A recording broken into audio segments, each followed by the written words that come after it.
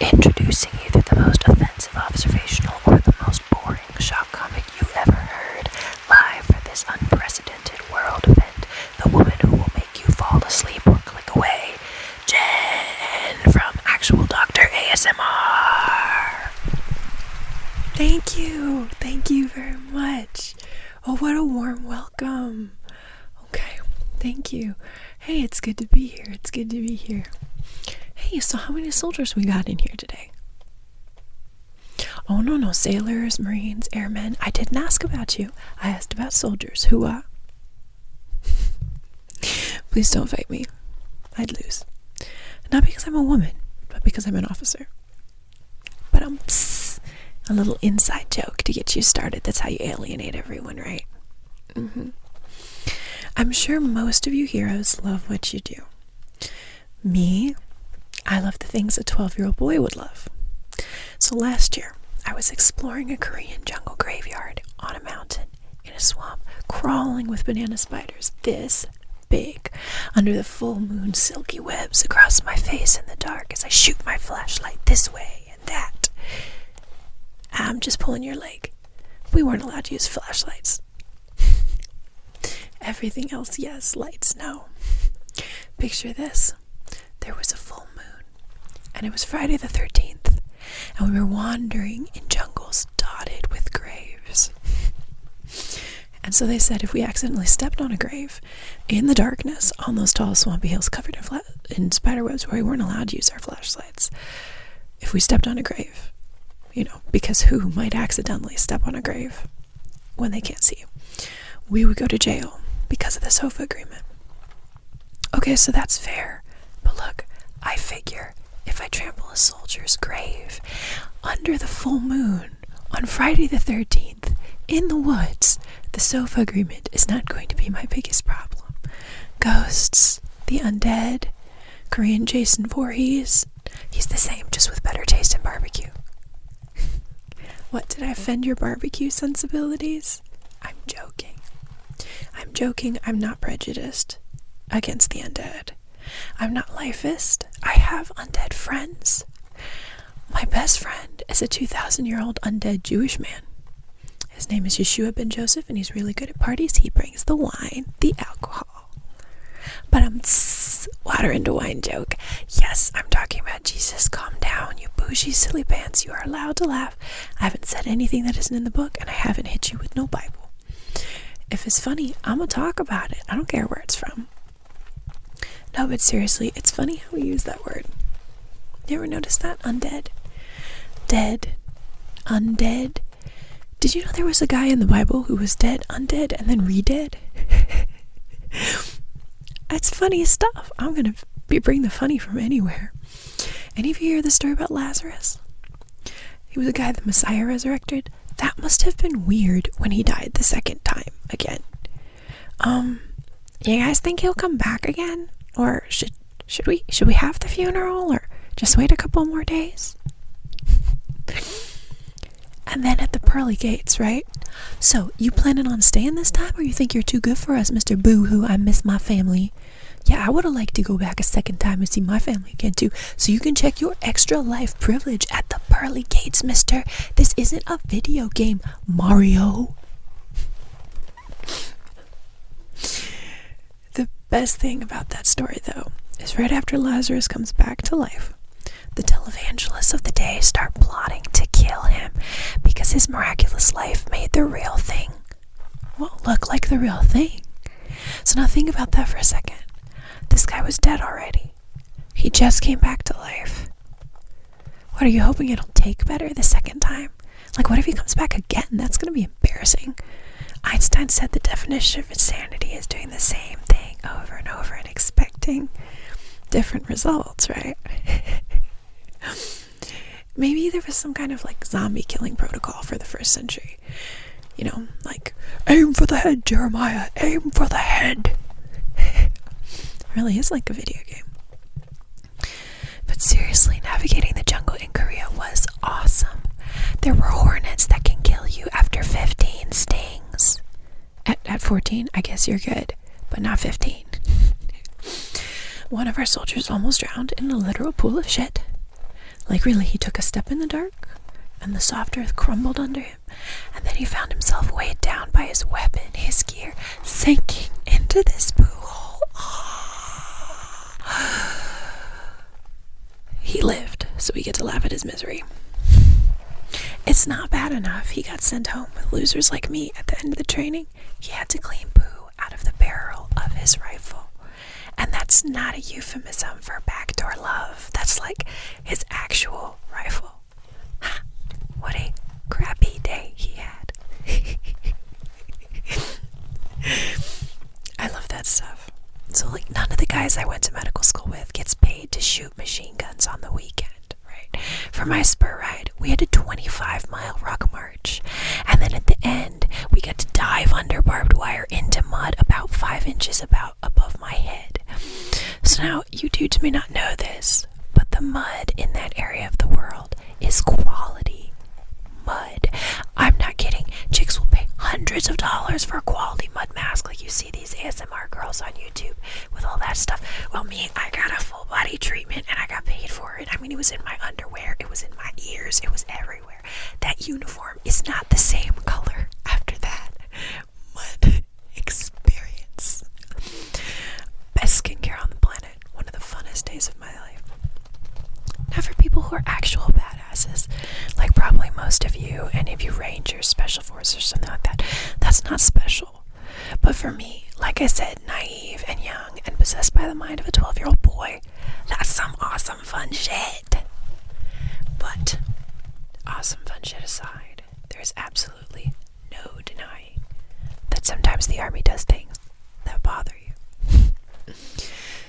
One of my personal heroes, possibly one of the raddest dudes I've ever met, a little judgy, but a Special Forces doctor, former 68 Whiskey.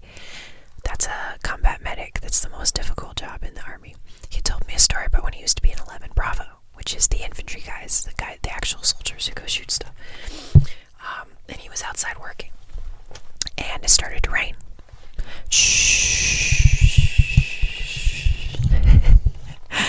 Now, he was an observant fellow and noticed the change in the weather. Being further observant, he noticed, well, Uncle Sam had issued him rain gear, and he had it with him. So noticing the rain, he put on said rain gear. Rain, rain gear. Rain, rain gear. Are we all on the same page here? Okay, good. Does it make sense what he did? Excellent, okay. So then, his sergeant comes by. Private. Yes, Sergeant. Do you see anyone else out here with their rain gear on? No, Sergeant. So why do you have yours on, Private? So he looks around, sees that it is raining in drenching torrents like the tears of heaven after a puppy dies. I'm talking not cats and dogs, panthers and bulldogs. It is Thor's mighty engagement party, and all of Asgard is drunk. That kind of rain. And so he answers, confused, Sergeant, I have my rain gear on because it's raining, Sergeant. No one else has their rain gear on. You don't see a problem with that, Private? Oh yes, Sergeant. Should I go tell them to put theirs on? No, you will take yours off, Private.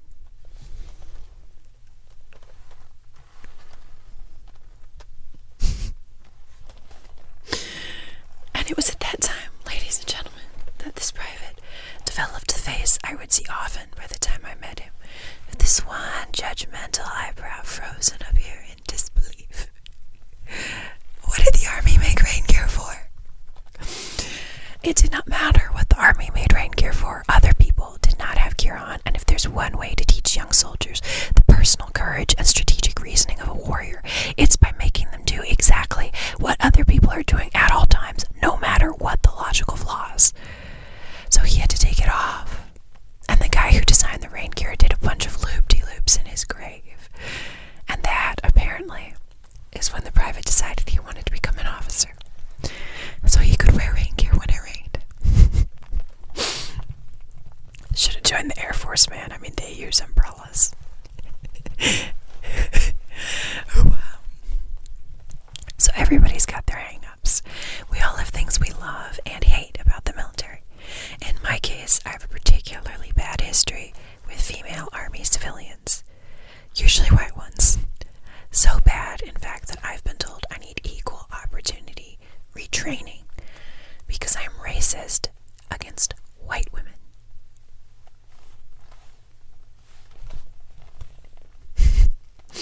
So if you have eyes, you know this is funny because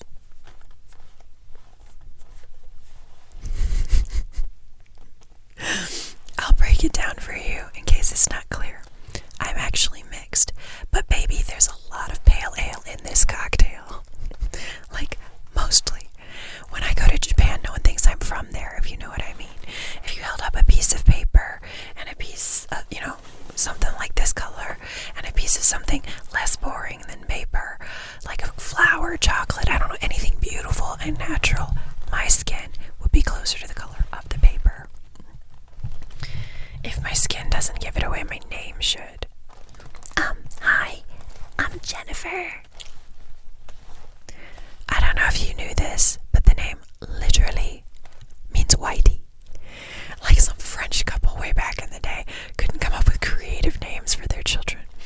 You blue eyes, you chocolate rain, you whitey. Now, in my case, it's a funny choice because my parents were told not to get married because one of them wasn't white enough. That's right, someone looked at my blonde mom and then at my not quite white dad and warned my mom not to marry him because the babies would be mixed. What a travesty. Someone actually even told my mom it was her fault my brothers got autism because we're mixed. So, white people said I shouldn't exist, but what did my parents name their firstborn mixed-race child? Jennifer! Whitey. My siblings all have powerful names. Jeremiah, the prophet murdered for telling the truth to his people. Joseph, Jewish viceroy of ancient Egypt. Juliana, supreme ruler of Denmark, the land of the Vikings. And Jennifer. I go by Jen because that's the name of a fighter pilot who died in the Star Wars video game Rebel Assault, and I am a huge nerd. And it sounds better. Like, hey, I'm Jen. Or, versus I'm Jennifer. Like, Jen, watch out for the grenade. Versus, right? Oh no, Jennifer needs saving.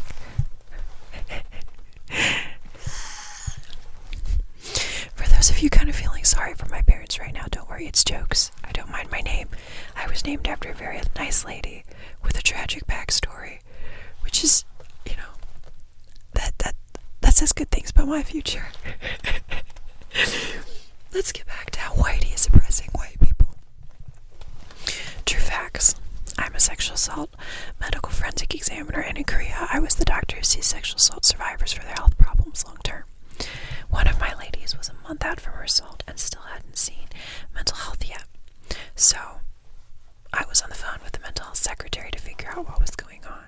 I had texted the mental health office about a month before, which usually worked without a referral. But somehow something got missed because my life is a Schwagenfeld's maze and nothing works the same way. Try it twice. So she hadn't gotten care. So I'm on the phone. With the secretary, okay? And she says, we can't take her here because she's assigned to a different clinic. Okay, but she's been waiting a month to see someone after a traumatic rape. Are you gonna call her and get her set up with that other clinic? No, she's not my patient. Long pause. Okay, so can you give me the phone number to that other clinic so I can get her set? Click. I am still angry about this to this day. Hell no. You did not just not my patient patient, not my problem, and then hang up on rape. And so did I, like a normal white woman, find the number to that other clinic myself and leave a passive-aggressive review of the secretary on the military ICE website. Of course not. You know the stereotype of us Japano-Dutch Danes. We handle our problems face to face. Oh, did you not know that stereotype of my very tiny, almost non-existent ethnic group? Okay, no, so as soon as she hangs up, I go, oh, hell no. I'm charging over to my bike. My medics are rooting for me like it's a effing cage match. Oh, ma'am is gonna take someone down. Fun fact, if a teenager, a 19-year-old, is rooting for you to do a thing, do not do that thing.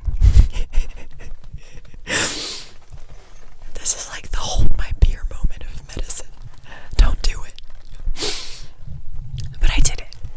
So I'm pedaling my bike down to this worthless mental health clinic like an environmentally friendly badass. Okay, I could have bought a scooter and I didn't. I biked. Thank you very much. So I'm biking, and all I can think about is how this poor woman has been waiting an entire month to be seen. And I'm mad at myself, and I'm mad at this health system, and I'm mad at this rapist. And I'm rehearsing all the ways I'm going to be so polite to the secretary so I can get my patient seen.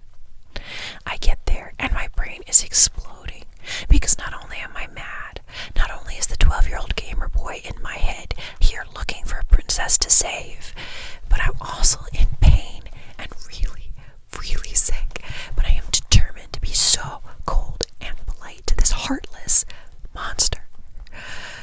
So I walk in, and just like I rehearsed, put my hands on my hips, and in my whitest possible tone, young lady, we need to talk about your behavior on the phone, and I'm going to need the phone number for that clinic and the number for your supervisor. Don't try to outwhite someone who is whiter than you.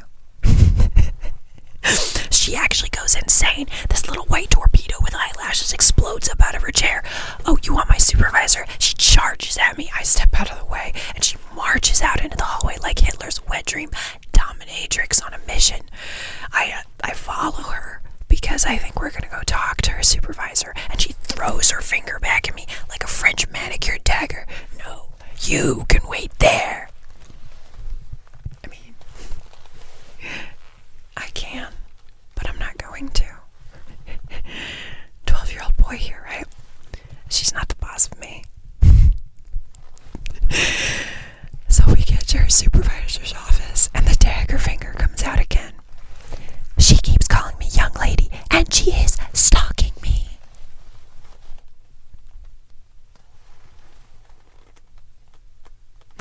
Now, first of all, stalking. Talk about privilege. I follow you for 20 seconds down a hallway, and you get to use the same label as women who are haunted night and day by threatening phone calls, shadows in their windowsill, creepy notes in their children's lunch boxes. There's got to be some kind of time requirement for stalking. Your Honor, he sat behind me in the drive-thru for 2 whole minutes. No, Your Honor, he didn't even look at me, but he sat behind me, and 2 minutes, and I was scared. I see. Send him to the electric chair.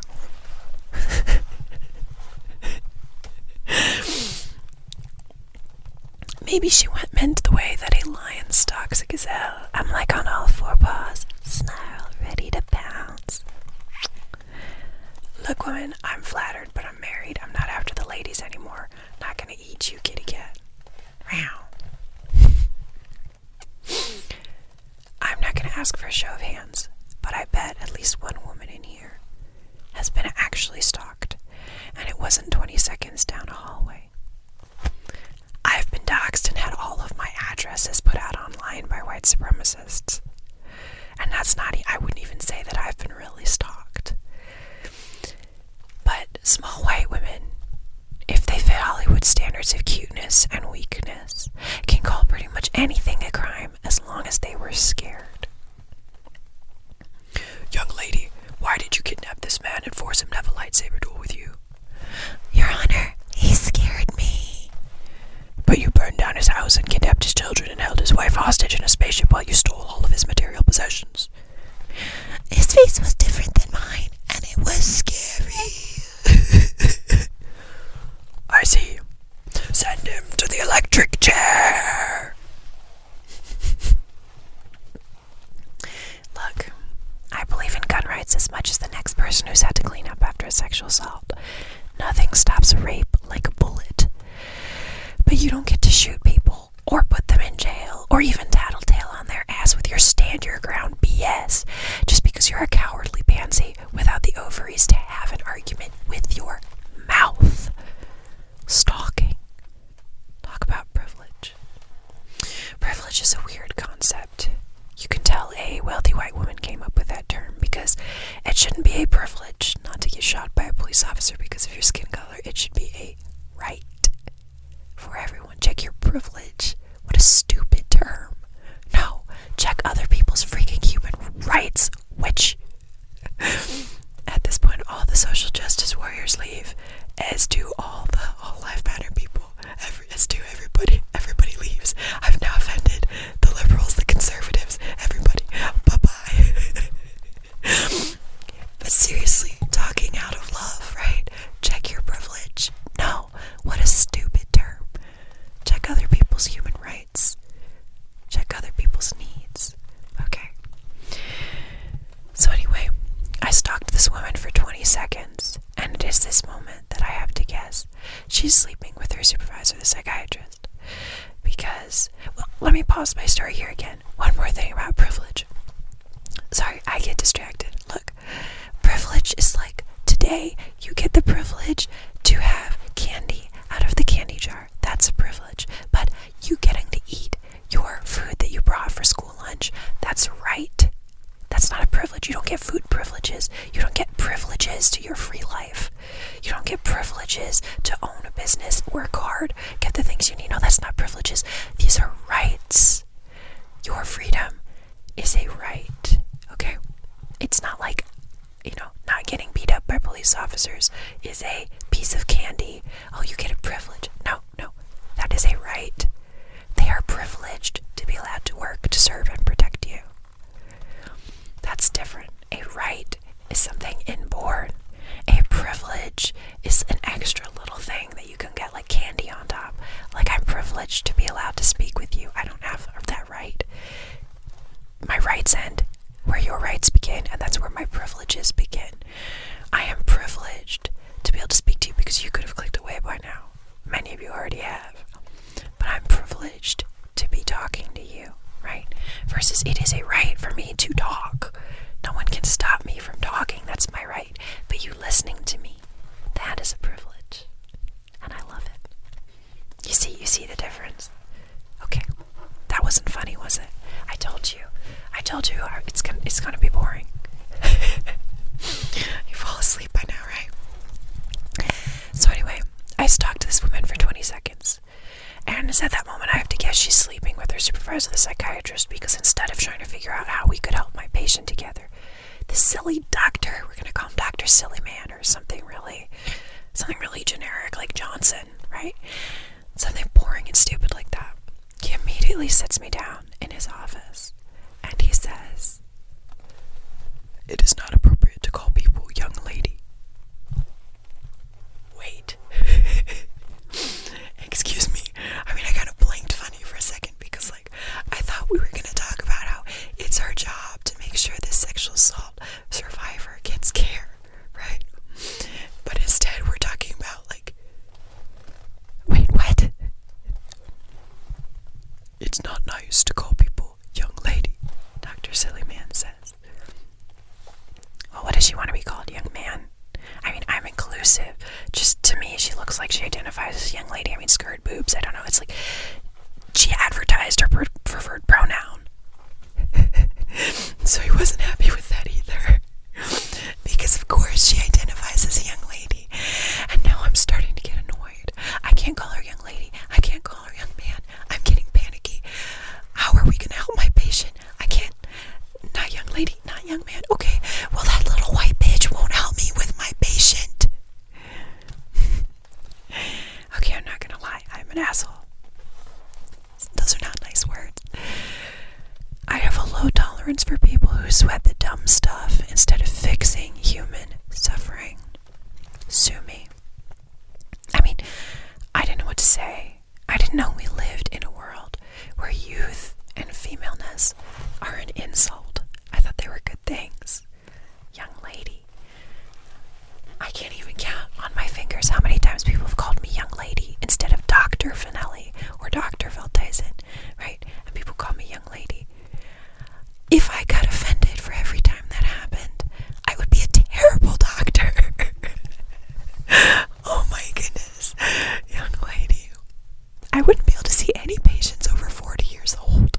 They would just, sorry, you're gonna have to die. You're too old, you might call me young lady. Like, this is the army today. This is the modern army. So just at this moment, the Dr. Silly Guy doubles down, breaks out the white knight defense, and says that I need equal opportunity retraining because I just called this white girl white. Now, to fully understand this, you have to picture this. I am mixed. This other guy is mixed. By the 1/8 rule 50 years ago in the South, neither of us would have been even allowed to talk to this woman. She is so pure snowflower cocaine white.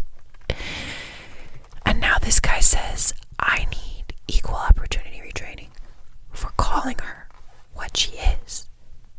Not cracker, not snow demon, not pale-faced, soulless descendant of the octopus people, just white. And I said, no, that's not what EO is for.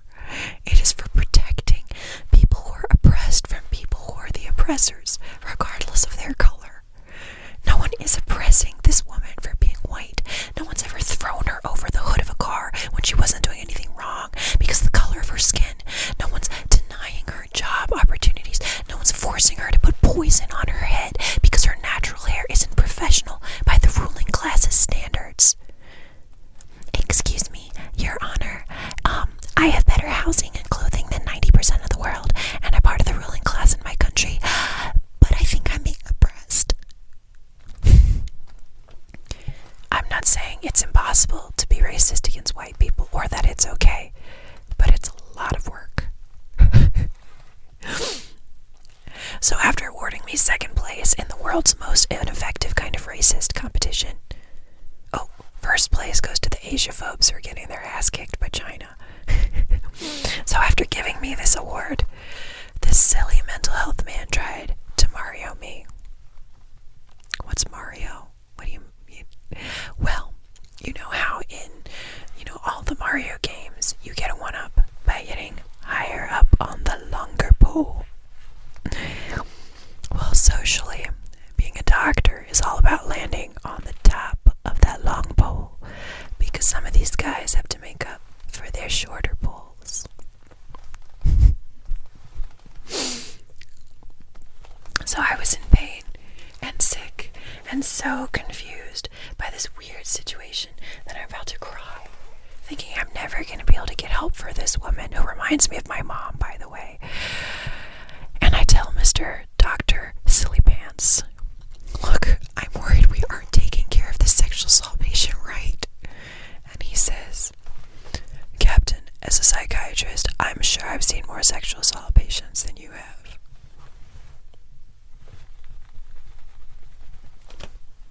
Sir, I'm sure I've seen more sexual assault patients than you have. Sir, I'm a sexual assault medical forensic examiner.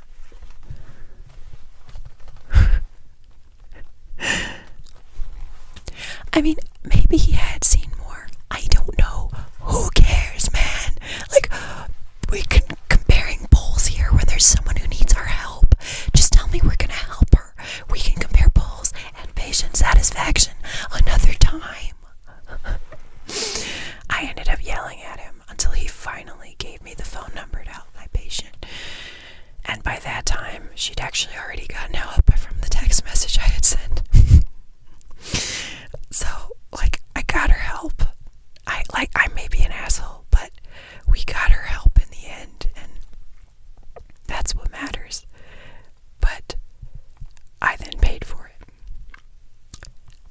because this guy didn't like losing the pole competition. I hate people who sweat small, stupid things like appearances, professionalism, little words, what you say, instead of actually helping people.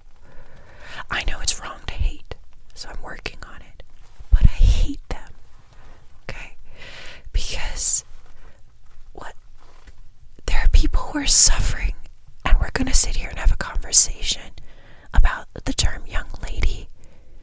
There are people who are being shot for being a different faith than other people. I mean, that's why we got North and South Sudan, because the South Sudanese, for their race, because they were darker skinned than the Northern Sudanese, because they were Christian and the Northern Sudanese were Muslim, were being killed. They got their independence finally, still not doing real well, because economically things are not good. But like, those kind of things are going on in the world. We need to be a part of the solution to actually helping people. So yeah, I hate this kind of person, but I'm working on it. So I came up with a list. I have a list here of things I could have said instead. Okay, here's my list.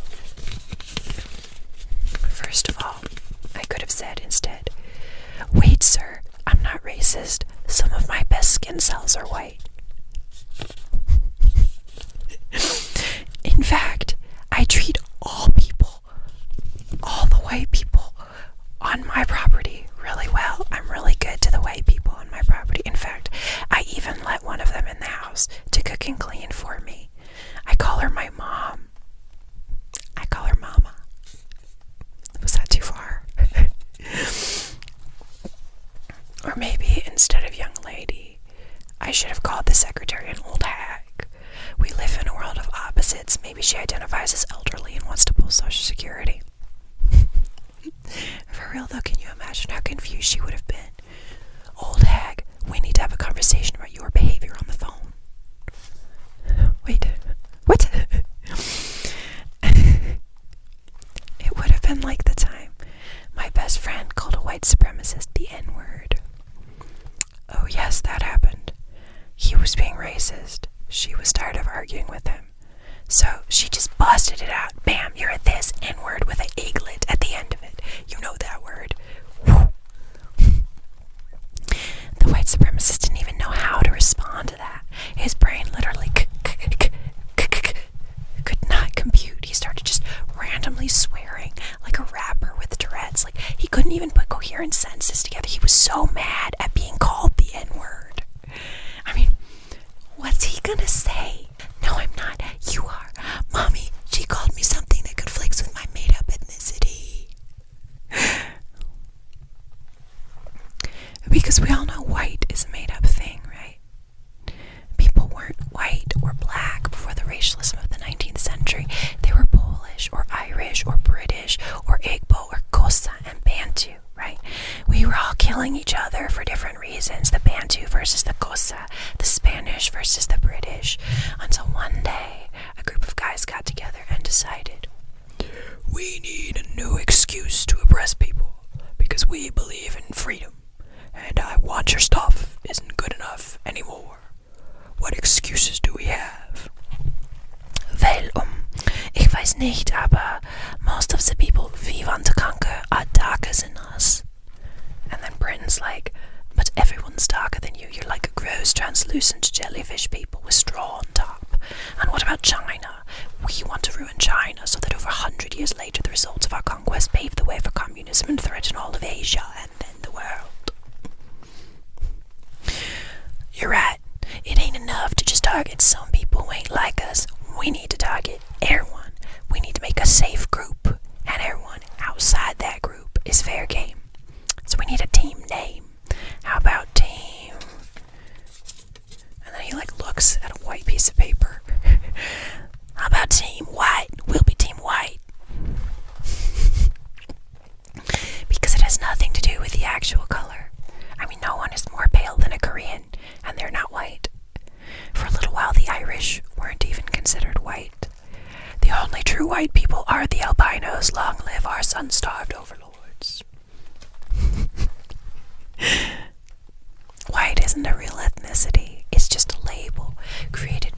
oppressors for oppression.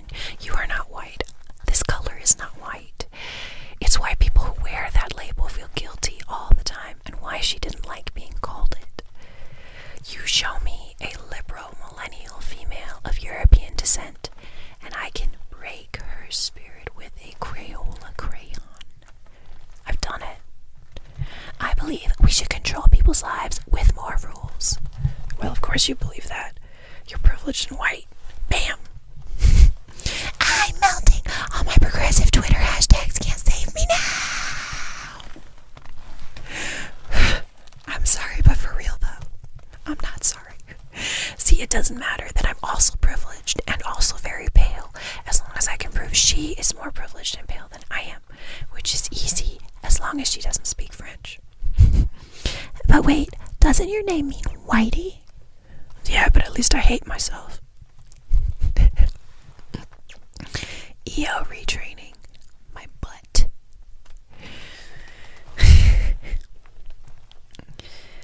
It's weird though. During my time in First Cab, I saw multiple soldiers with past sexual assault histories every day, male and female actually. I treated 7 fresh rape victims while I was in Korea in 2019. And that's, body to body part, non-consensual, medical, sexual assault victims. And those were just the new ones, because out of all of the females in my unit, the majority of them, the vast majority, I'm talking over 90% of my female patients have a sexual assault experience. And a significant number of my male patients with mental health issues had a sexual assault experience either as children or more recently. It's really rampant. People tell their doctor, but they don't tell you. My unit, it was full of sexual assault survivors. Okay. So, but I treated these 7 new victims in 7 months.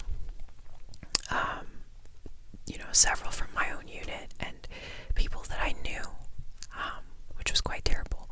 And because of the way the culture of fear works, not a single one of their rapists will ever have legal action filed against him. That's sad. That's how the culture of fear works. Here's what's not sad and what's kind of funny. I woke up after calling this lady young lady. I woke up to not 1, but 2 restraining orders because I called a young lady in today's modern military. Yeah, I have more restraining orders than 7 rapists combined. I didn't know this until recently, but apparently anyone can ask for a military protective order. You. I could ask for a restraining order from you right now because the cut on your shirt is just making me uncomfortable because you are rocking it. You look so good. Yeah. No, restraining order. I don't want to be around that. Or you, young lady in the back, yeah, you're blinding me with your brilliance on that necklace. No thanks. Restraining order. How about you, that couple here in the front? Yeah. How long y'all been together? Yeah, no, y'all look too happy. Restraining order. I'm like the Oprah of cowardly paperwork. Restraining order, restraining order, restraining order. You get one. You know the bit. But still, I feel like I achieved something so far. My actual real-life secret resume reads: 1. I was fired from a secret organization that was trying to control the news. That's true. 2. Pretty sure I hold the world record for the most lightsabers at a wedding. About 40. Also true. More restraining orders than 7 rapists combined. These are my ridiculous adventures. It's too ridiculous to be real. So hey, lesson learned. It's okay to rape a woman, just don't scold her. I've amended my behavior accordingly. Oh, I know I'm a jerk. I know. I offend people. That crazy ex you always hear about, but it doesn't actually exist outside of men's comedy routines. I am the woman in that joke. But worse, I am also the man making that joke. It's a really bad relationship that we have with ourselves here. Y'all seen that movie Venom? Raise your hands or I'll scold you and call you young lady. No, seriously, raise your hands. Who's seen Venom in here?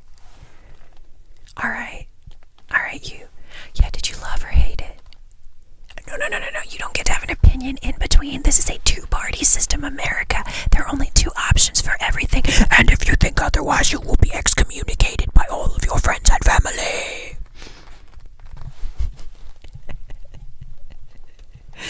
Two options. Love or hate. So, for those of you who haven't seen Venom, it's about this guy who gets his superpowers from a parasite. I am Venom, but instead of being able to throw guys through windows and sprout teeth out of my eyeballs, I can scare white chicks real good. And my parasite is crippling depression. Yeah. Self-hate, I choose you. I guess it's a Pokemon now. I don't know. It's really strong against spirit types.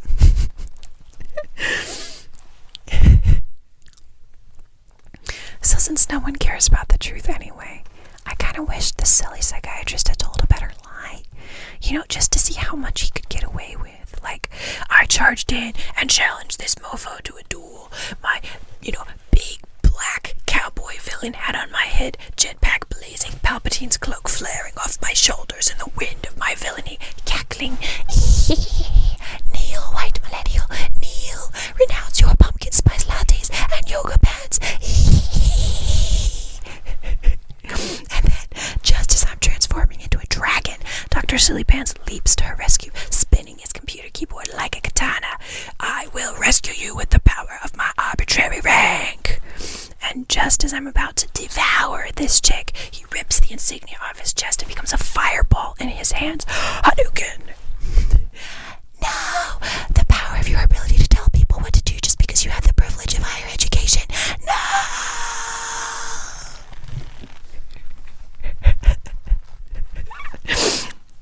Hey, he got them to sanction me without checking for cameras. Let's see if he can get them to believe I have dark powers too. She totally brewed a potion and cursed the name of our multicultural, non-offensive, non-denominational Freudian savior, I swear. Get all Salem witch trials up in this sitch, why not? Which is what ended up happening. There ended up being a major investigation. They couldn't find that I'd actually done anything, because it didn't happen. But they really, because I've offended so many people in power by yelling at them about how we're not doing a good job with our patients. My patients loved me because I got shit done. You have to yell and push, and then you get, unfortunately, in this nasty insurance-heavy world. And we're lucky in the military because TRICARE covers a lot of things you don't get covered in the civilian world. But you gotta push, and you gotta... One of the ironic things is, one of the people who most speared the witch hunt, one of the guys I most pissed off about me for like yelling at people, I had secured medical devices for him by doing that, by going and being aggressive and using that tone. I had gotten him medical care, and he has no idea, he will never know, like the effort I put behind his back into getting him medical care and making sure he was taken care of. This is somebody that even when I was in significant pain, I got up in the middle of the night to help this person, right?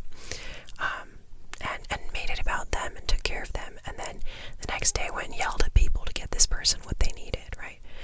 And this is a higher ranking person, and he will never know that I did that for him. And he's actually trying to get me and prosecute me for this, like for doing that for this rape victim when I've done that for him. Because unfortunately, that's what you have to do. If you want your patients taken care of, you have to fight for them. You have to file that next piece of paperwork. You have to write a prior auth. You have to wade through all this administrative crap. And most physicians are too tired, don't have the time to get things for their patients. I used to work as a pharmacy technician, so I know some of the backdoor stuff. But their idea is that the soldier is... that they have this idea that I've literally been taught, someone literally taught me, like, you have double loyalty, you have make sure to do the best thing by the army. Well, what does that mean? The army is soldiers. The army is made up of people. There's no like overwhelming God entity. Dude, no. I owe my loyalty to real human beings, not an imaginary entity. So soldiers are the army. But saying things like that and fighting with people and doing this, I had a medic who refused to take care of a patient. This patient and this medic had a adversarial relationship, and this patient went down at a range, which is very serious. Something could have been going on. She reported certain symptoms that were very concerning, and so we needed to transport her away immediately. And the medic who was in charge of transport had put a bunch of construction materials in the emergency vehicle, and it was like, if someone had been shot, they would have died. We wouldn't have been able to take care of them. No one was ready. Fortunately, I got this lady taken care of, but people didn't believe her the next day that she'd been sick. I think because the guy who was spearheading all this prosecution couldn't tell the difference between two people of the same race. So he thought that she had been at work, and I was like, no, she wasn't at work. He was like, she was fine the next day. You shouldn't have yelled at the medic that they have to take care of the patient. I was like, no, she was not actually fine the next day. Are you a doctor? Excuse me. And if you are, like, can you not tell people of this race apart from each other? What? Yeah, so like I told this medic, and I was aggressive because we were in an emergency and I needed to go take care of this patient. I was like, if you're not gonna help, if you're not gonna effing help, then go get someone who effing will. This is nonsense. And I didn't say effing. And then I went and took care of her. This girl was on her phone up by or something like that, up by the gate, and didn't want to help out because she was supposedly being a range safety. That wasn't her job. She wasn't being a range safety. I was shutting down the range, and the range wasn't live, and she wasn't anywhere near it. So like, what? And they found that it was okay for her not to help the patient. That was what the investigation found. The investigation couldn't find that I'd attacked anyone because this other person accused me of that. Couldn't find any evidence of that because it didn't happen. So they couldn't find any evidence. They tried to pin all this stuff on me, couldn't find it. But they did find that it was not okay for me to yell at people. I can't yell at the major. I can't yell at this medic, this psychiatrist, right? I can't, yell at them. So they give me this phone number. They found that was not okay, but that it was okay for the rape victim to wait a month to be seen, and it was okay for this medic to refuse to provide care for this patient. That was found to be okay. Excuse me. So that's how that corruption worked, unfortunately. And I have met so many wonderful, beautiful, brave people in the army, like heroes who deserve better than that.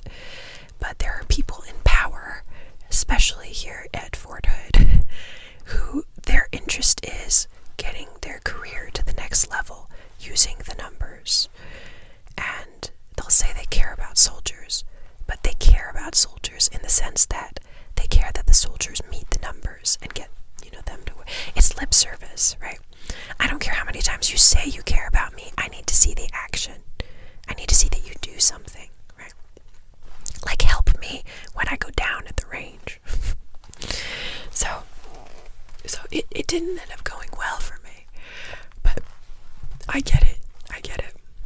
Back to the funny. Here's why I get it. What I should have said at the beginning with that psychiatrist. I should have used my known assholery to my advantage. I should have said, but sir, I'm not racist against white people. I offend everybody. I do, in fact. I could say I offend everybody. How some people are like, I'm not racist, I have black friends. I'm not racist, I offend black people, Hispanic people, white people, Indians, everybody. I offend everybody. It is usually white women, though. That's historically that's been the reality. I had a credentialing secretary tell me, and I quote, that I had to talk to her differently soldier because they're, they're just dirt. And then there's another special, you love suck up, yum, yum, yum, kissy, kissy way you have to talk to civilian women. So I told her, ma'am, soldiers, you work for the soldiers. I didn't do the gesture, but she got so angry. She couldn't even answer. Just all, she walked away, wagging her hips. See, those of you who've been in the army like 15 or 20 years, you could have warned me. Of course, the army civilians don't work for the soldiers. Not with those 2-hour lunches. That's like saying the government works for the people or doctors work for their patients. Of course not.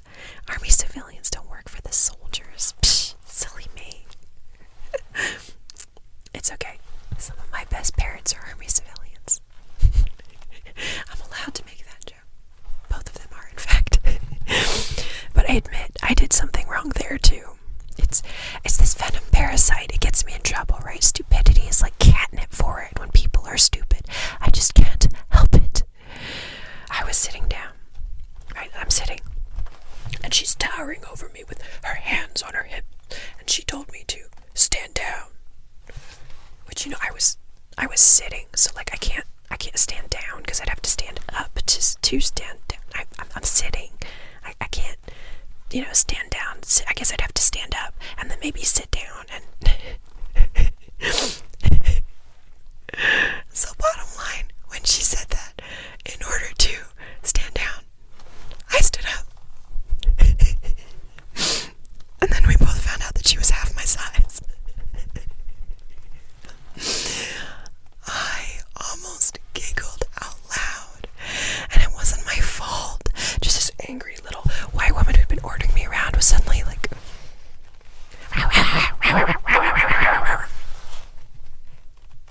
oh, I see. Yes, I see.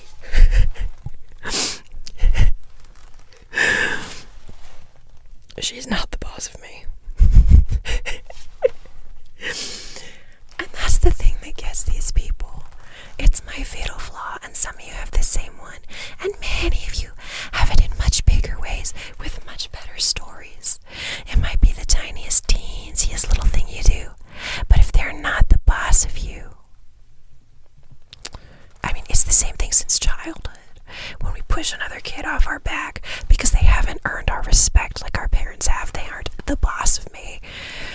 But that same human craving to only follow deserving, worthy leadership is matched only by the human craving to establish power over and control others. To be the boss. To prove that we got Mario to the highest pole. Right? What, you think manhood comparisons are actually about sex? Absolutely not. It's the other way around. This is about power. Sexual assault is about power too, and so is the medical education system. Because proving your worth on that score pole is more important to most people than helping others. Helping others in medicine is a means to that end score for most people. And it's a good use of the pole to trick people into helping people to get higher in the pole. If we can't have real altruism, at least we can have those actions. I mean, it's hardwired into us. To be alive is to be on this pole. It's basic competitive Darwinism. So to get off of it, to get out of the system, and escape this stupid pole game, something has to die. It's hardwired into us. It's inbred. So something has to die. Lao Tzu from Taoism calls it letting go of the self, wu wei, the lack of striving of a sage. St. Paul, in a more violent metaphor, calls it crucifying the self. To get off this pole, something has to die. But if you can do it, if you can get off that pole, you can shake the world. Outsiders, Socrates, Gandhi, Yeshua, my personal favorite, crazy people like Joan of Arc. If, like me, you can't do it, you haven't escaped the pole game yet, but you refuse to play boss happily with your little head down obediently, well then, the Dr. Silly Pants and White Chihuahua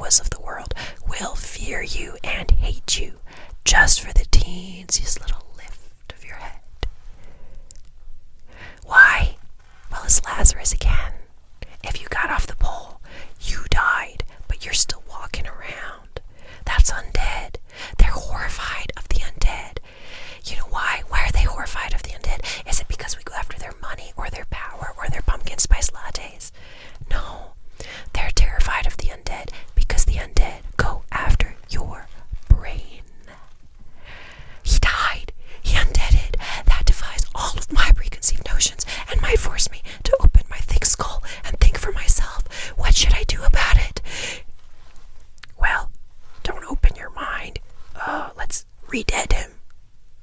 He was dead. Now he's undead. Let's re-dead him.